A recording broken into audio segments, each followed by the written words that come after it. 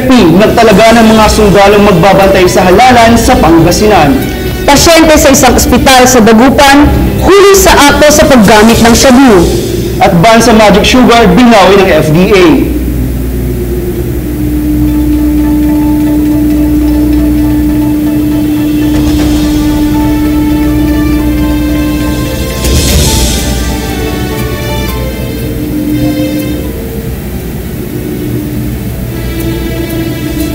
Masantos Jalabi.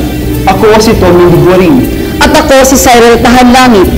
Tinatayang 70 sundalo ng Armed Forces of the Philippines ang itatalaga sa buong Pangasinan sa May 5 para tumulong sa pagpapatupad ng peace and order sa darating na eleksyon. Sinigurado ito ni Chief Superintendent James Bukayo, Deputy Chief ng Directorate for Integrated Police Operations, nitong Lunes sa kanyang pagbisita sa Police Provincial Office o PPO ng Pangasinan.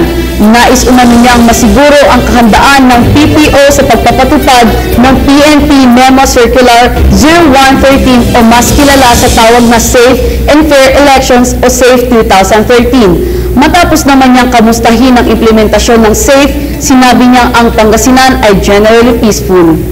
Samantala, ikinagulat naman ng marami ang pagkakahuli ng isang pasyenteng gumagamit ng shabu sa loob mismo ng isang ospital sa Dagupan City.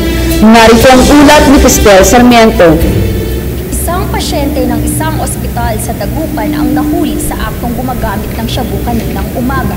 Kinilala ang pasyente na si Rafaelo Villanos Martinez, residente ng local district.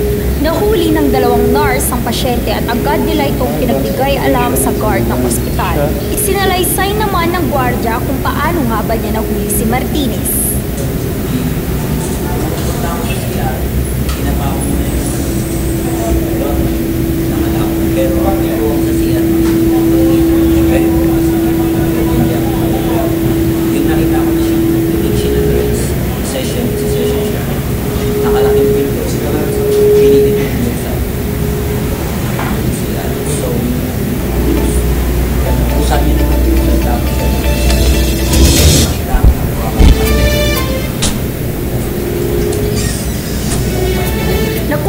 Kay Martinez ang ilang gramo ng shabu at ilang drug paraphernalia. Dagdag din ng gwardya, pumalag at tinanggi pa nito ang paggamit ng pinagbabawal na gamot. Dinala na sa tanggapan ng PNP Dagupan si Martinez.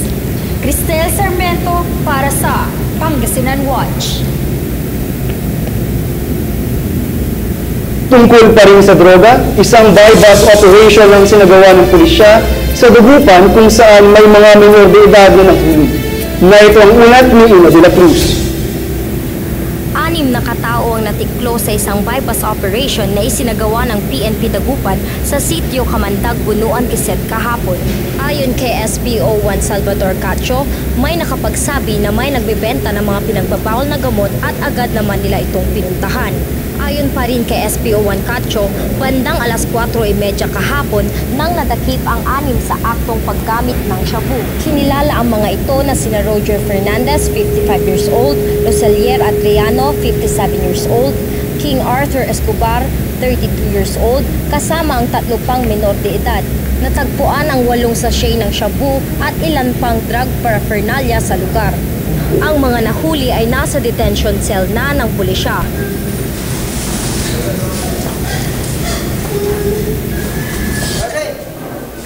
Ina de la Cruz para sa Pangasinan Watch. Mga politikong nakapamanghala ng tatlong termino at kumakandidatong muli, iboboto pa kaya? Yan at iba pang mga balita sa pagbabalik ng Pangasinan Watch.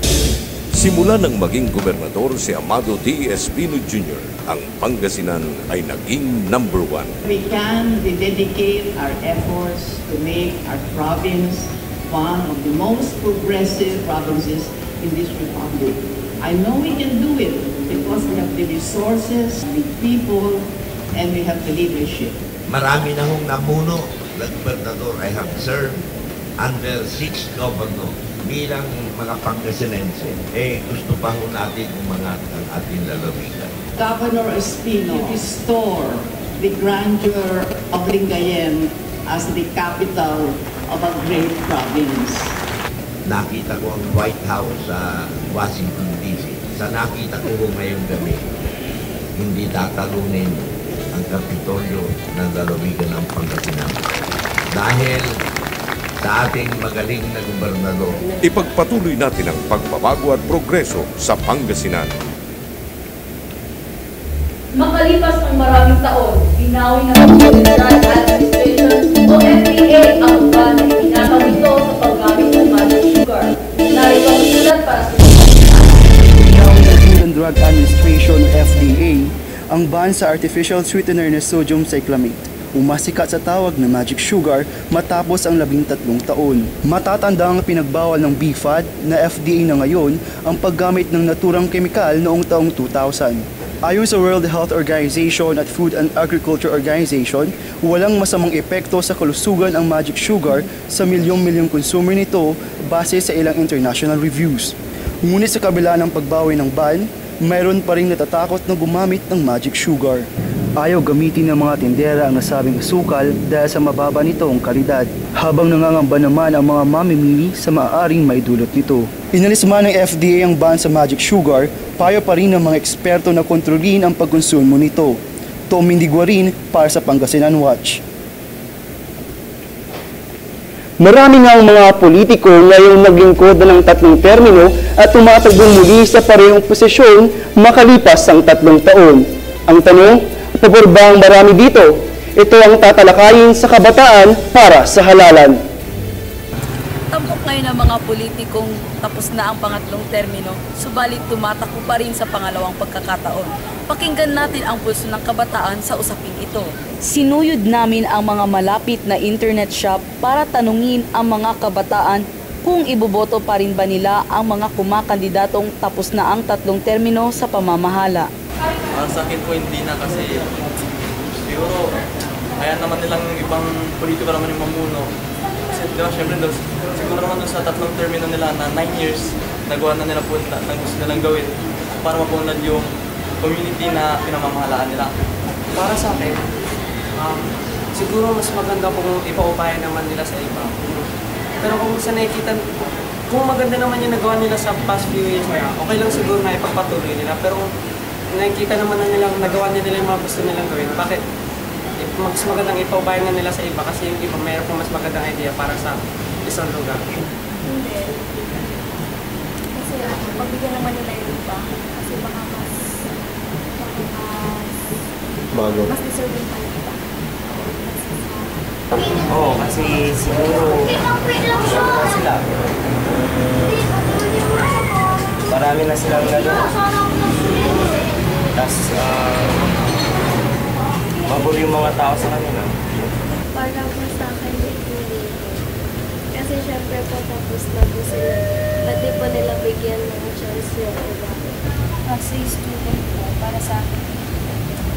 Kasi po, bakit kailangan mo po nilang tumakbo ulit kung wala naman silang mapakita nagawa nila sa obligation nila or position. Narinig natin ang saloobin ng iba't ibang kabataan tungkol sa usaping ito. Sana sa mga mahalal ulit na kandidato ay magawa nila ng maayos ang kanilang tungkulin. Ito ang boses ng kabataan. Cyril Tahanlangit, Kabataan para sa Halalan. Sa sobrang init ng alon air, ang pagpunta sa beach parang aligo. Pero may mga payo ang Pangasinan Disaster Risk Reduction and Management Council sa mga dadagsa sa Ligayen Beach ngayong summer. Alamin ito sa report ni Ken Cabrera. Ngayong papalapit na ang taunang Pistay Dayat, inaasahan na ang pagdagsa ng mga beachgoers sa Lingayen Beach. Sa kadahilanang ito, mas pinaigting ng PDRRMC o Provincial Risk Reduction and Management Council ang pagbabantay sa mga bisita para sa kaligtasan ng bawat isa. Maalalang nito lang nakarang linggo ay may mga naitalang drowning incident sa Lingayen kaya't ang naturang departamento ay full force sa pagbabantay dagat ngayong papalapit na nga ang Pistay Dayat. Whole year round na yung ating mga PDRMC water search and rescue teams. So even on Saturdays and Sundays, merong naka-duty, naka-deploy sa may dagat kasi meron tayong 4 na beach towers. So during weekends, even on weekends, naka-duty ang mga to. Nabanggit din niya ang tungkol sa 6 p.m. no swimming policy na siyang nakikitang mabisang paraan upang maiwasan ang mga insidente ng pagkalunod. 6 p.m. kasi, 6 p.m., 7 p.m., lumalakas na ang alon sa dagat. At same time, yung tinatawag nating underwater current. Pinalalahanan din ni Ginang Arenas ang mabibisita at maliligo sa dagat para sa kanilang kaligtasan. Ken Cabrera para sa Pangasinan Watch. At yan ang mga balitang aming nakalap sa patuloy na pagbabantay.